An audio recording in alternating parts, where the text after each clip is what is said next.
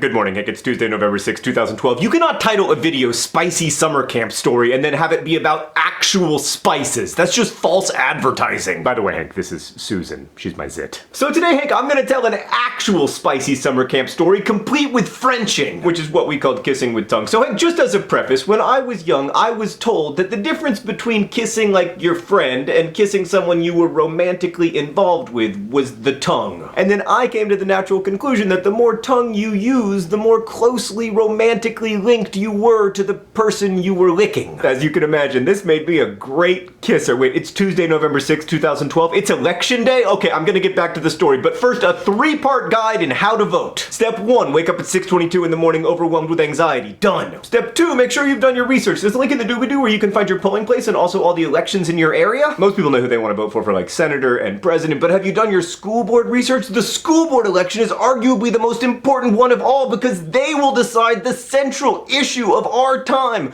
Should my novel Looking for Alaska be banned from high school classrooms? It's the only election where I'm truly a one-issue voter. I'm like, what is your stance on banning my book? Step 3, once you've woken up at 6:22 in the morning paralyzed with anxiety and done your research, it's time to go vote. Okay, so I've arrived at the polling station. I have my little notes to help me remember who I want to vote for. And I'm here with the Yeti not pictured. How do you feel about voting? I'm excited. You know, ladies couldn't vote until quite recently.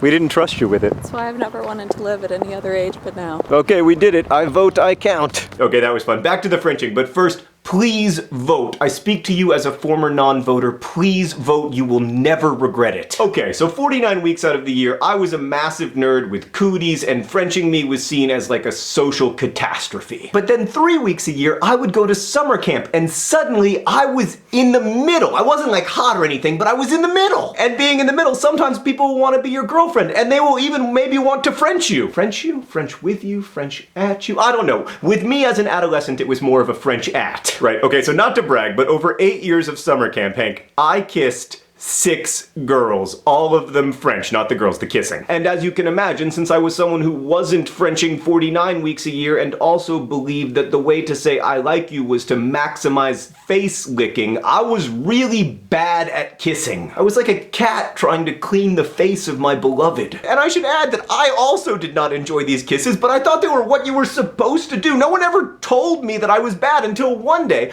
I'm at summer camp. It's the last night of summer camp. I'm like 14 years old. I think I was actually older than that. I don't want to tell you how old I actually was. But I'm at a square dance and I'm kissing my girlfriend of like 3 days, and a friend comes up to me and he pulls me aside and he said, "You're joking, right?" And I was like, "Joking about what? Having a beautiful girlfriend?" And he was like, "No, you're joking with that terrible, weird thing that you're doing that you think is kissing." And then I went over to my girlfriend of like 3 days and I was like, "Am I a really terrible kisser?" And she said yes. And then I said, "Well, how can I be better?" And she showed me, and suddenly kissing got awesome. So Hank, the moral of my spicy summer camp story is vote. Hank, I'll see you tomorrow.